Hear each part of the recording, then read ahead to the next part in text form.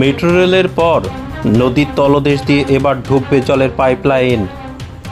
বিদ্যাধরীর নিচ দিয়ে অত্যাধুনিক টানেলের মাধ্যমে ঢোকানো হচ্ছে জলের পাইপলাইন।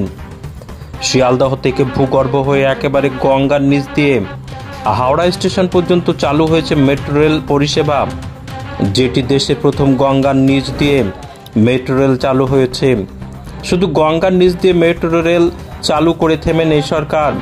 এবার পরিশ্রুত পানীয় জল সাধারণ মানুষের দুয়ারে পৌঁছে দিতে কাজ চলছে জল প্রকল্পের, যেটি খুব শীঘ্রই সম্পন্ন হবে।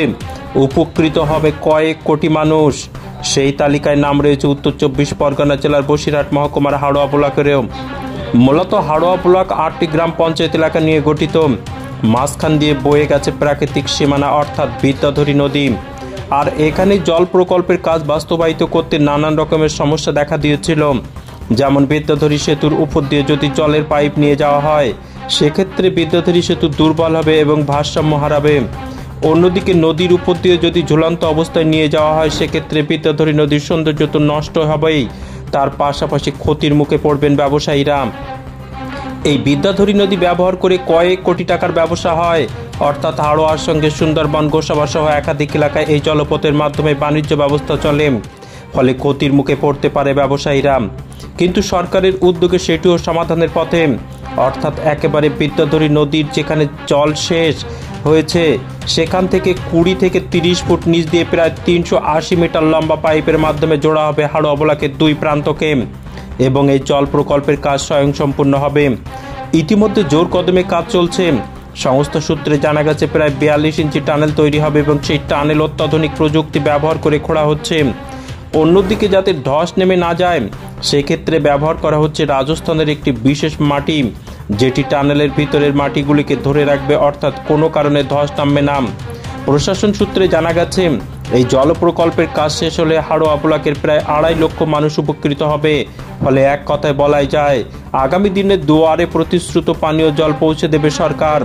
সব দিক বাঁচিয়ে এই জল প্রকল্পের কাজ চলায় রীতিমতো খুশি হাড়োয়াবাসী।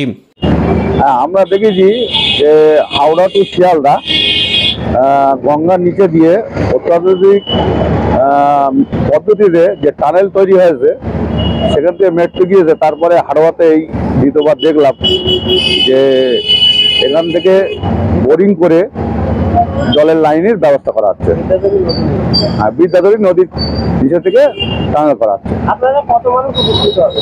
আমরা হাড়োয়াবাসী 2-3 লক্ষ মানুষ আমরা এই জলের লাইন সম্পূর্ণ হলে উপকৃত হবো। কাজটি হচ্ছে পিএইচই দপ্তর থেকে করছে। পিএইচির যে স্পেশাল ইউনিট আছে, পাবলিক ইমপ্লিমেন্টেশন ইউনিট, পিআইইউ, ওরা এটা হচ্ছে গিয়ে কাজটা আমাদের গঙ্গা থেকে জল, যেটা হচ্ছে গিয়ে আমাদের রাজারহাট নিউ টাউনে স্টোরেজ হবে, ওইখানে জলটাকে পরিস্রুত করে এই জল আমাদের এই টোটাল হাড়োয়া ব্লকের সমস্ত জিপি, সমস্ত বাড়ি, মানে সব গ্রাম পঞ্চায়েতের সব বাড়িতে বাড়িতে পৌঁছে দেওয়ার জন্য কাজটা চলছে। এবার বিদ্যাধরী যেটা হচ্ছে কি, আমাদের জানেন যে হাড়োয়াতে বিদ্যাধরী আমাদের দুটো পাশে, ওদিকে 4টে জিপি, 4টে গ্রাম পঞ্চায়েত, এদিকে 4টে গ্রাম পঞ্চায়েতের মধ্যে একটা প্রাকৃতিক সীমানা নির্ধারণ করে।